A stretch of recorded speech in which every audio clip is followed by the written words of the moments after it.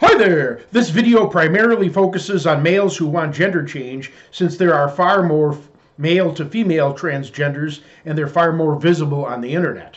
Now, gender dysphoria and ingrained unhappiness with one's physical birth gender from an extraneous source or sources is real. A significant number of those with gender dysphoria probably are born with these tendencies as prenatal events impact fetal brains. The first stage impacts sex organ development, the second impacts mating preference, the third gender identity. If something unusual happens in the third stage of development, you get a male with a female biased brain, a female with a male biased brain, or an androgynous persona. This was discovered by neuroscientist Dr. Gunter Dorner. Others were probably impacted later by events in their childhood. Both factors were likely at work in the majority of cases. However, all unfertilized eggs being female instead of gender neutral is fiction.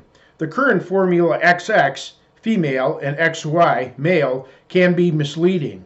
EX and EY, egg cell fertilized by either X or Y chromosome, would help clarify things. Potentially female producing sperm cells literally have an X shape, and potentially male producing sperm cells a Y shape. But all egg cells are identically round shaped, and the terms male and female brains are misleading. Brains in undeveloped fetuses are neutral. Numerous tests determine gender identity. These tests divulge typically male or female characteristics in various categories. The vast majority of males have mostly typical male characteristics.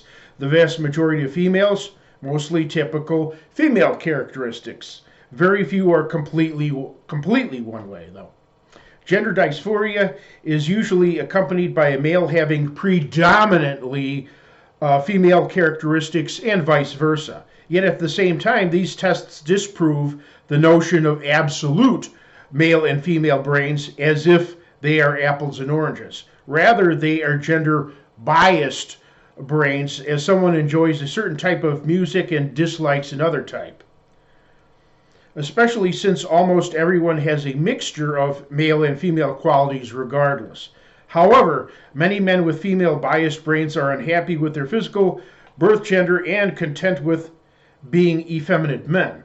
And many women with male biased brains are happy with their physical birth gender and content with being tomboys, so-called tomboys. I had gender dysphoria myself, a milder case, but it wasn't dealt with properly. My parents and peers chastised me for, liking girls' toys, books, and furniture over boys, wearing oven mitts, holding my books like a girl, so-called, curling up with an Afghan, allegedly laughing like Suzanne Summers, not liking sports, petty things like my belt looped the so-called non-masculine way, being poor at math, being too quiet, too emotional, too sensitive, too wordy, and numerous other atypical characteristics. Though men should be men and women should be women, and boys and girls, likewise, picking on trivial characteristics can have the opposite effect and drive the person deeper into dysphoria because it is alienating.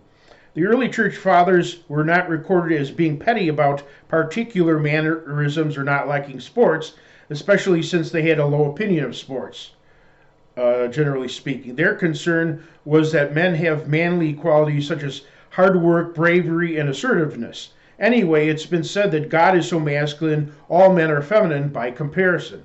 Now, as a teenager, I had 70/30 female brain bias according to personality inventories. But by middle age, the bias reduced to 54/46. As a senior citizen, my thinking might become completely normalized. This is due to our brain's ability to adapt. The precise term is neuroplasticity, a tiny change in brain configuration each and every time we learn something. So encouraging non-conforming children who haven't even reached puberty to change sex is tantamount to child abuse. But what about adult men who want to transform their bodies? First, around 90% of them want to keep their male genitalia. Additionally, such people are often characterized by a dominant homosexual orientation. They tend to be involved in prostitution, the porn industry, kinky sex clubs, or a wild party lifestyle, often centered around gay nightclubs. If so, such people should not be considered transgender and deserve no sympathy whatsoever. Then there are those whose primary objective is fame and fortune, such as Bruce Caitlyn Jenner, Robert Alexis Arquette, brother of David Arquette, and athletes like Boyd Fallon Fox Burton, who have a physical advantage when playing in women's sports leagues. Again, most want to keep their male genitalia. This group deserves zero sympathy as well. Then there are trenders, such as Milo Stewart, Danielle Muscato, and Jonathan Jessica Yaniv, who do a minimal amount of physical change. They, along with those who call themselves non-binary or one of 75 make-believe genders, are primarily interested in political activism. If any of the aforementioned people don't change their ways, may they be victims of their own cancel culture, which they foist on others. Stay tuned for part 2.